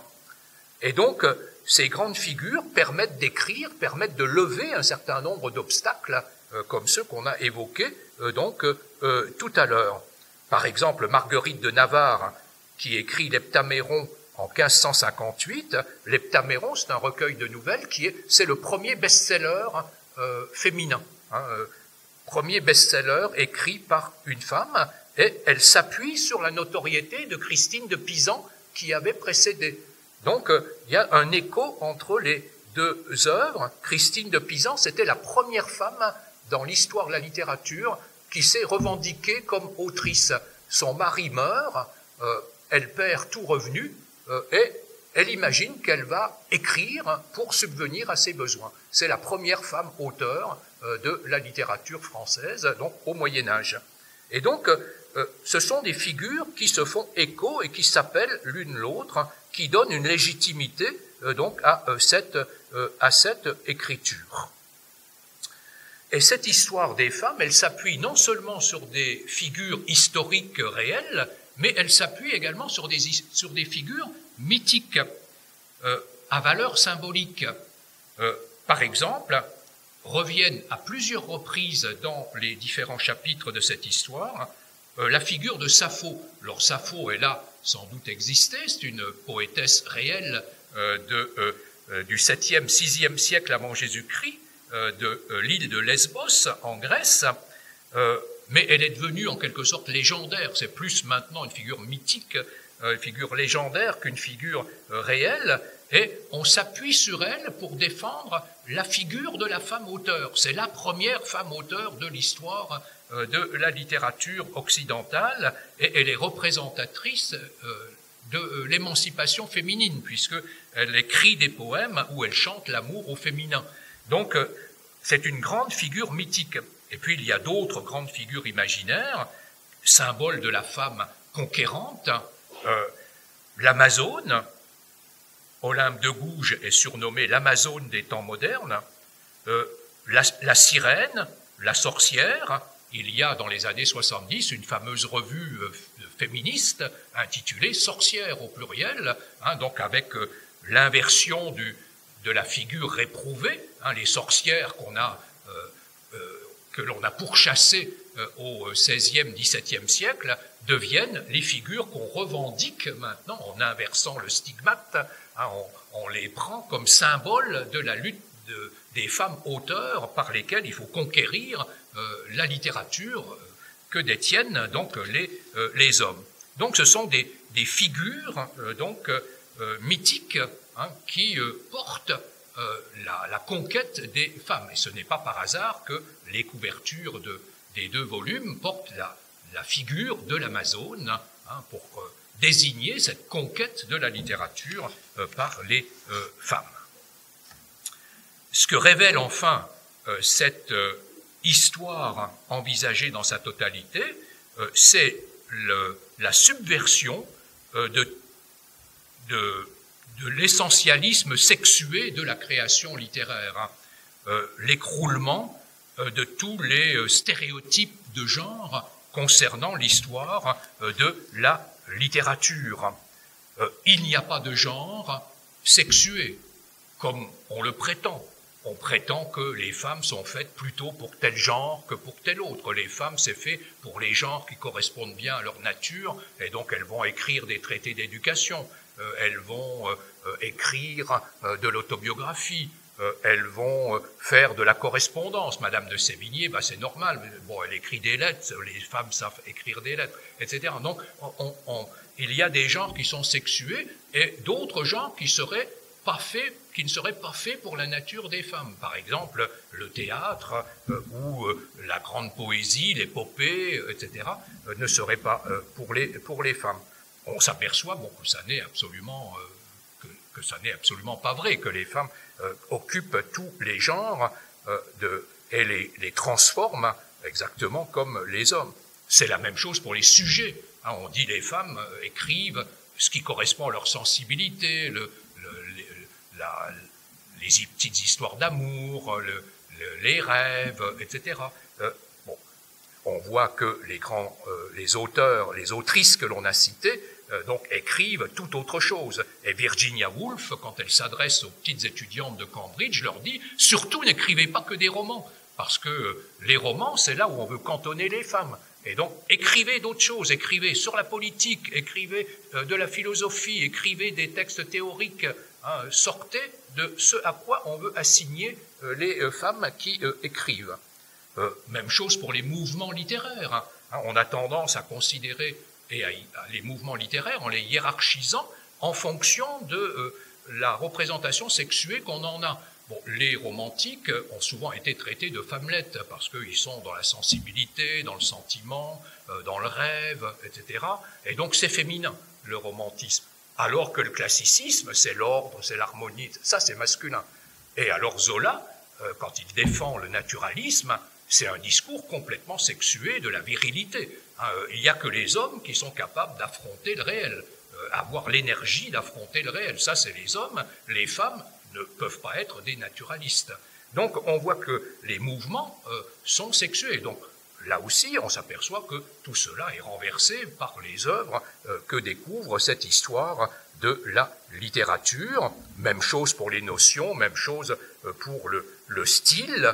Les femmes ne sont pas cantonnées à la facilité, au naturel, à la grâce, à la légèreté, etc., comme on le prétend. Elles peuvent écrire des choses donc radicalement différentes. Et donc le texte que va lire Mélina va le montrer. J'ai choisi un texte d'un auteur qui ne figure pas, qui n'est pas même cité dans ces volumes, pour montrer qu'il y a encore des failles dans ces volumes, il y a encore du travail à faire. C'est une autrice qui est en voie de découverte et de redécouverte actuellement. C'est une autrice dont j'ai déjà parlé à propos de la Commune, André Léo, qui avait écrit un petit conte philosophique qui s'appelle La Commune de Malempie, que j'avais étudié donc à ce moment-là. Et cet André Léo, donc André Léo, c'est un pseudonyme, c'est le prénom de ses deux fils jumeaux. Elle s'appelle en réalité Victoire Léodile Béra. C'était une militante socialiste et révolutionnaire, donc qui avait participé à la Commune. Elle sort vivante de la Commune par miracle. Lors de la semaine sanglante, elle se cache pendant 2 mois dans une mansarde chez une amie, avant de pouvoir se réfugier en Suisse. Elle participe alors à Lausanne au congrès de la Ligue de la paix et de la liberté, où elle prononce un discours. Une femme monte à la tribune, elle ne peut même pas achever son discours, parce que le discours qu'il tient est un peu trop complexe pour la tribune, dans la mesure où, comme elle l'avait fait dans la Commune de Malempie, c'est une communarde, elle a participé à la Commune, elle défend la Commune, mais elle montre également les excès, les erreurs, les horreurs commises par la Commune. Alors ça, bon, ça ne passe pas devant cette tribune, on l'interrompt, et elle publie ce discours sous le nom de la guerre sociale, l'année suivante, en 1871. Et donc, c'est une femme qui fait de l'éloquence, qui monte à la tribune, fait de l'éloquence. Elle occupe un terrain qui, par nature, est considéré comme masculin. On voit encore actuellement dans la campagne combien il est difficile pour une femme de s'imposer dans ce monde politique, dans l'espace politique où règnent les hommes. Et donc, elle, c'est ce qu'elle fait. Elle parle à la tribune. Donc, c'est le discours qui est reproduit dans ce texte, la guerre sociale. Et vous allez voir que c'est une éloquence absolument extraordinaire qu'elle développe dans cette défense donc de la Commune. Aujourd'hui, quel sourd n'a entendu les canons de Paris et de Versailles et ces fusillades dans les parcs, dans les cimetières, dans les terrains vagues et dans les villages autour de Paris? Quel aveugle n'a vu ces charretées de cadavres qu'on transportait le jour d'abord, puis la nuit, ces prisonniers, hommes, femmes, enfants, que l'on conduisait à la mort par centaines, sous les feux des pelotons ou des mitrailleuses, et ces longues files de malheureux, défaits, déchirés, que l'on insultait, que l'on crossait, que l'on courbait à genoux, à la honte de l'humanité sur le chemin de Versailles? Qui n'entend dans son cœur, à moins de n'en pas avoir, le cri de ces 40 000 transportés sans jugement, entassés depuis 4 mois, 6 mois dans les pontons de nos ports? On a répandu sur ces horreurs, comme des voiles, tous les mots que la langue prête au rhéteur pour combattre la vérité. Étant si coupable, on a beaucoup accusé. On a beaucoup crié pour empêcher d'entendre. Depuis 4 mois, pendant les 2 premiers mois surtout, la calomnie a coulé à plein bord. de toutes ces feuilles venimeuses qui marquent d'infamie les causes qu'elles embrassent. Et les autres, prises de peur, sous la terreur qui régnait, ont lâchement, sans examen, répété ces accusations, ces calomnies. On a flétri du nom d'assassins les assassinés, de voleurs les volés, de bourreaux les victimes. Je sais ce qu'on peut dire contre la commune. Plus que personne, j'ai déploré. J'ai maudit l'aveuglement de ces hommes, je parle de la majorité, dont la stupide incapacité a perdu la plus belle cause. Quelle souffrance jour à jour à la voir périr.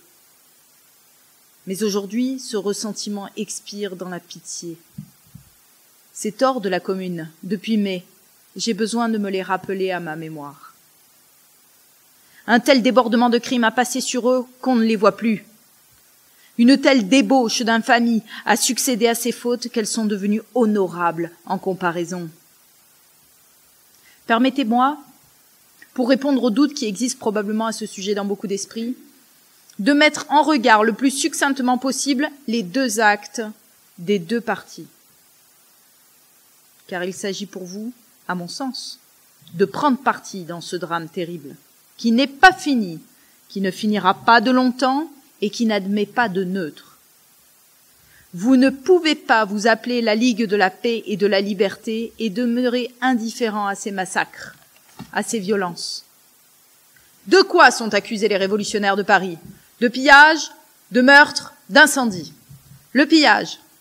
Ce pillage des maisons de Paris sous la Commune, c'est une calomnie signée Thiers et répandue à des milliers d'exemplaires avec l'argent de la France pour tromper la France. Il n'y a pas eu de pillage.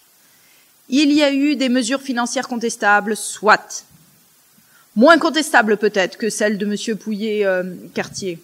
Mais quelques confiscations arbitraires qui ont eu lieu ont été de suite blâmées et réparées. Et l'ordre, je parle du véritable, de celui qui est à la fois la sécurité et la décence, un ordre tout différent de l'ordre du luxe, du despotisme et de la débauche, et de cet ordre de Varsovie qui règne actuellement à Paris.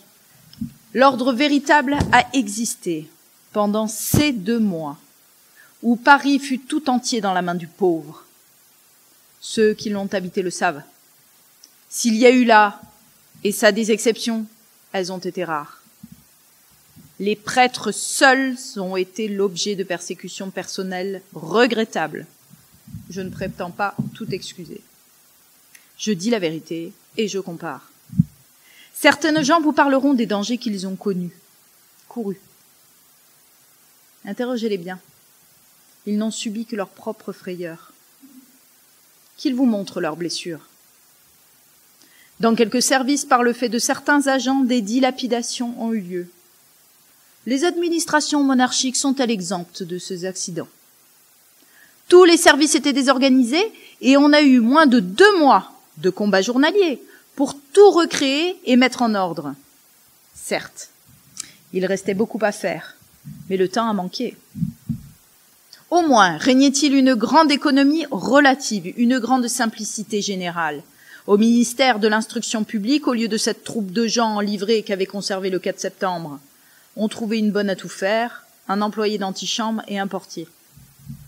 Depuis, que s'est-il passé dans ce Paris rendu au pouvoir des gens de l'ordre?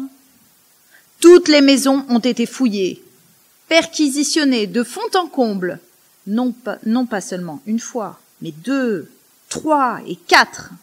Et dans ces perquisitions, des vols, des saccages ont été fréquemment commis. J'ai beaucoup de faits particuliers, je n'en citerai qu'un général. Tous ceux qu'on fusillait étaient dépouillés de ce qu'ils portaient sur eux, argent et bijoux. Et l'argent, et souvent les bijoux, étaient distribués aux soldats, prime de meurtre. Les meurtres! Il n'y en a pas eu sous la Commune. Sauf l'exécution aux avant-postes de quelques espions, 7 en tout. Fait habituel de guerre. Tout ce grand fracas, toutes ces menaces, tout ce pastiche de 93 que fit la majorité de la Commune consista seulement en mots, en phrases, en décrets. Ce fut de la pose. La loi des otages ne fut pas appliquée. Grâce à la minorité. Grâce aussi, je le crois, à la secrète répugnance de ces copistes de la terreur, qui en dépit d'eux-mêmes étaient de leur temps et de leur parti. Car la démocratie actuelle est humaine. La loi des otages ne fut appliquée que le 23 au soir, quand le pouvoir communal n'existait plus de fait. Sa dernière séance est du 22. Ces exécutions eurent lieu par les ordres seuls de Raoul Rigaud et de Ferré, deux des plus malheureuses personnalités de la commune, qui jusque-là n'avaient cessé, toujours en vain, de réclamer des mesures sanglantes. Mais il faut bien ajouter qu'elles n'eurent lieu qu'après 2 jours et 2 nuits pendant lesquels les gens de l'ordre avaient fusillé par centaines des milliers de prisonniers faits sur des barricades, des hommes qui avaient déposé des armes, des femmes, des adolescentes de 15 et 16 ans, des gens arrachés à leur maison, des dénoncés, des suspects, peu importe, on n'avait pas le temps d'y regarder de près. On tuait en tas, on recourut pour aller plus vite, aux mitrailleuses. Assez de témoins ont entendu leurs craquements funèbres au Luxembourg, ou sur les trottoirs, le long des grilles, les pieds glissés dans le sang. À la caserne Lobau, dans le quartier Saint-Victor, du côté de la Villette. Sur les incendies, il y a une enquête à faire. Mais 3 points certains doivent être établis. 1. Ces incendies ont été surfaits, exagérés outre mesure, et l'on s'en est servi d'une façon odieuse pour les besoins de la vengeance. 2. Plusieurs ont été allumés par les obus des assaillants. 3. Les maisons incendiées par les fédérés ne l'ont été que pour les nécessités de la défense, et non pas avec ce projet fantastique qu'on leur impute de brûler Paris. Je termine en évoquant les perspectives de cette écriture de l'histoire de la littérature féminine. Martine Reid présente elle-même son travail comme transitoire. Elle dit dans sa préface que c'est un travail destiné à s'auto-dissoudre. Le but, c'est d'arriver à un seul et même récit. Il ne s'agit pas de garder une histoire de la littérature des femmes à côté de l'histoire de la littérature des hommes. Il faut arriver à un moment à fusionner les deux pour en arriver à un récit d'ensemble plus juste, plus vrai et plus juste, qui rendra compte de la réalité de l'histoire de la littérature française. Voici ce qu'elle dit dans la préface. « Ce n'est qu'une étape. À la fin, j'espère que le patrimoine réel aura été suffisamment reconstitué pour qu'un grand récit en émerge. Il ne sera plus nécessaire d'écrire femmes et littérature suffira. » Donc il s'agit de repenser de manière commune donc cette histoire de la littérature. Bon, on imagine que même cette représentation modérée des choses, les féministes américaines ne seraient sans doute pas d'accord sur cette manière de penser, ce sera très compliqué. On ne voit pas comment, à titre d'exemple, le XVIe siècle, dans cette histoire des femmes, étant présenté comme un siècle foisonnant et impressionnant, où les femmes tiennent le haut du pavé, politiquement et esthétiquement, où elles innovent dans le domaine littéraire comme jamais auparavant. On ne voit pas comment cette conception-là, développée par l'histoire des femmes, pourra se marier à la représentation traditionnelle du XVIe siècle donnée par les histoires traditionnelles. Ça va être très très difficile de marier les deux. Donc c'est un travail à faire, mais qui sera donc très difficile. Deuxième perspective à dégager, c'est le problème de l'édition des textes. C'est bien de faire une histoire de la littérature, mais nous n'avons de manière un peu encyclopédique que des noms, des titres, etc. C'est assez pénible à lire, si on veut, je l'ai lu en continu, donc c'est assez étouffant à lire. Donc il faut des textes, il faut faire vivre les textes. Or ces textes, pour le moment, n'existent encore pas tous. On est dans une situation où un auteur comme George Sand, qui est considéré aujourd'hui comme un grand auteur, une grande auteure, n'a toujours pas son œuvre complète publiée. C'est impensable pour Stendhal, Molière, etc. On a tout. La notion d'œuvre complète pour les hommes, ça c'est établi. Pour les femmes, on en est encore très loin. Donc il faut publier des textes, il y a un gros travail d'édition à faire. C'est ce que fait Martine Reid pour George Sand en particulier. Les grands éditeurs sont assez réticents à publier ces textes de femmes, parce que bon, c'est pas très rentable, hein, il faut bien le dire, et il y a un formidable travail qui est fait par les petits éditeurs et les petites collections. Il y a une petite collection en particulier que je vous recommande, c'est la collection Folio à 2 €, où il y a des tas de textes d'auteurs femmes qui paraissent. Le problème, c'est que les petits éditeurs ayant de petits moyens sont tentés de publier des petits textes, et donc ce qui est publié, ce sont de petits textes, des histoires d'amour, des autobiographies, et donc l'inconvénient, c'est que ça fait retomber dans les stéréotypes genrés. Hein, ça laisse à croire que les femmes sont capables d'écrire que de petits machins. Donc c'est un peu dangereux comme système. Donc il reste à faire tout ce travail d'édition. L'édition numérique peut jouer un rôle extrêmement important dans cette perspective. C'est ce que fait en particulier le site Gallica, qui est le site de la Bibliothèque nationale de France, hein, qui publie chaque semaine un texte de femme. C'est là que j'avais trouvé La commune de Malampy d'André Léo à l'époque, il y a 3-4 ans, parce que le texte était épuisé en papier, format papier, donc je l'avais trouvé là, donc sous la forme numérique. Et donc il faudrait que le ministère de la Culture envisage un véritable travail de publication du matrimoine, hein, des textes de femmes, hein, pour que l'on puisse disposer de tous ces textes de femmes, parce que ça sera très difficile pour l'édition papier, étant donné donc les conditions de peu de rentabilité dans lesquelles ce type de travail passe. Et enfin, troisième et dernière perspective, la perspective de la transmission. L'édition des textes n'aura une véritable incidence que si elle passe par une nouvelle représentation de la littérature à l'école et à l'université. Et donc il faut que les programmes d'enseignement, il faut que les programmes des concours rentrent dans une conception beaucoup plus égalitaire de la présence des femmes dans ces textes.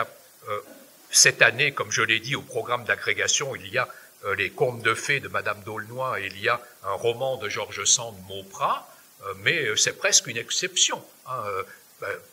D'habitude, il y a très très peu de femmes dans ces programmes. Donc il y a un gros travail donc à faire dans la transmission. Si vous surveillez les lectures faites à l'école en ce moment, au lycée, il y a assez peu de femmes. Hein. C'est alors Laurent Godet, c'est Philippe Claudel, etc. Mais il y a assez peu de femmes qui sont représentées. Enfin, c'est pas le souci des profs de penser à mettre des femmes au programme des lectures. Enfin, c'est pas dans les préoccupations immédiates. Dernière lecture, vous allez le voir, très virulente, de Mélina. C'est la lecture d'un texte de Virginie Despentes, extrait de son essai King Kong Theory. Virginie Despentes, c'est une romancière et une cinéaste contemporaine. Elle s'est fait connaître par un scandale, son roman « Baise-moi » en 1993, dont a été tiré un film. Elle est connue également pour ses romans intitulés Vernon Subutex, et elle a écrit un essai féministe intitulé King Kong Theory en 2006. Elle définit le point de vue qui est le sien, qui est un point de vue donc qui balaie non seulement les hommes qui ont gardé leur pouvoir patriarcal à ses yeux, mais aussi tous les féministes qui sont les collaboratrices de ces hommes, y compris les grandes icônes du féminisme, comme Simone de Beauvoir, par exemple. Et elle dit d'où elle parle du point de vue du féminisme américain en particulier. Elle définit dans la phrase d'introduction de son essai son point de vue. « Je suis plutôt King Kong que Kate Moss.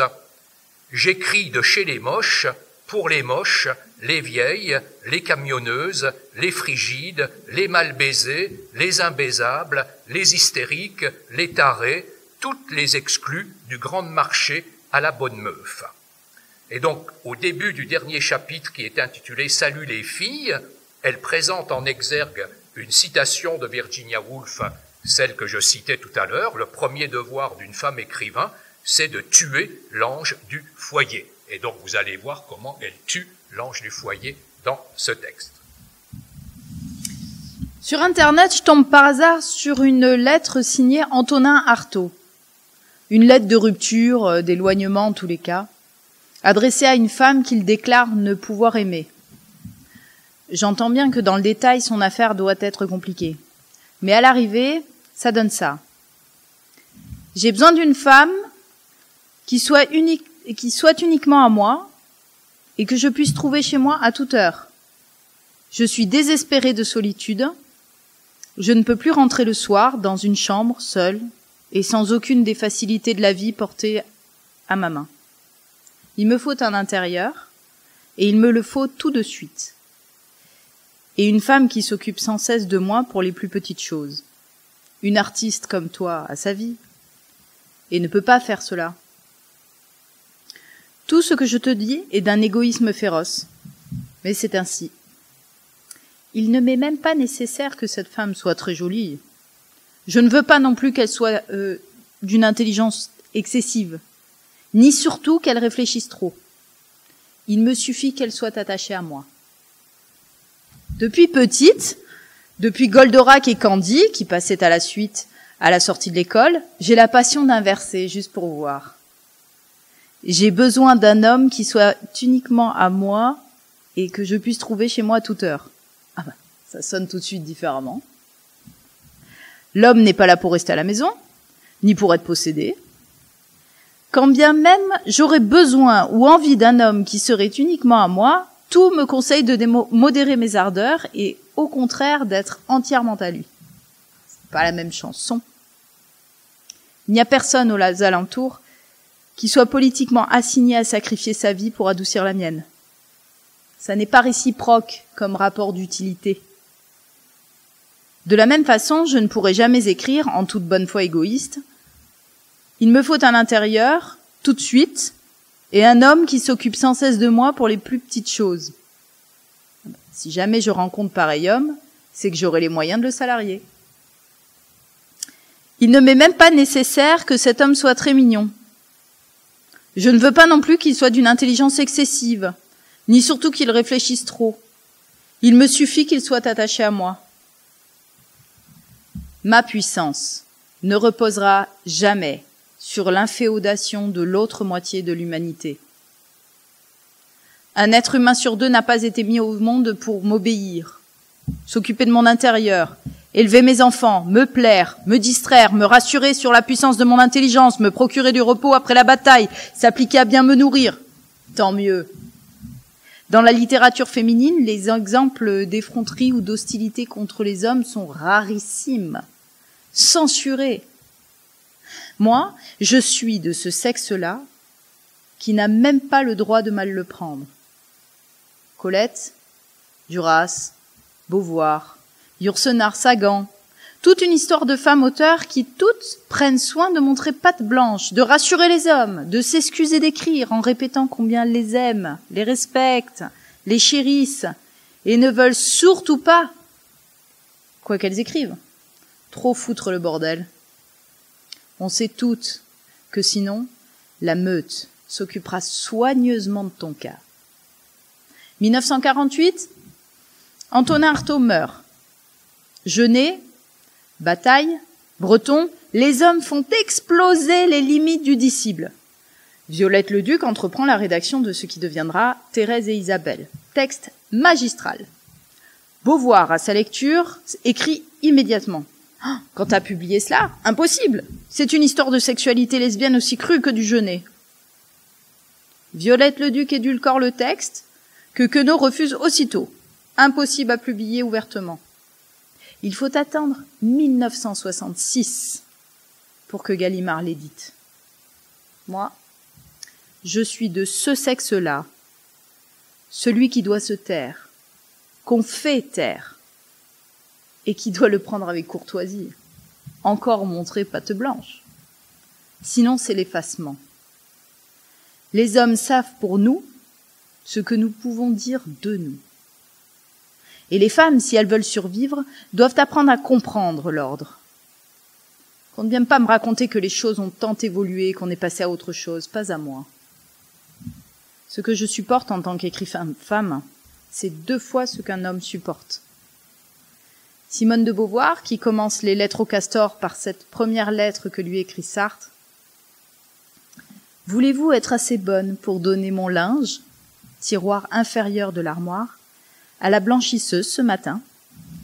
Je laisse la clé sous la porte. Je vous aime tendrement, mon amour. Vous aviez une petite tête charmante hier en disant « Ah, vous m'aviez regardé, vous m'aviez regardé ?» Et quand j'y pense, mon cœur se fend de tendresse. Au revoir, petit bon. Ben, qu'on inverse. Qu'on inverse le tout, et le linge, et la petite tête charmante. On comprend mieux de quel sexe on est. Celui du linge sale des autres et des petites têtes charmantes. Voilà, merci beaucoup pour votre attention.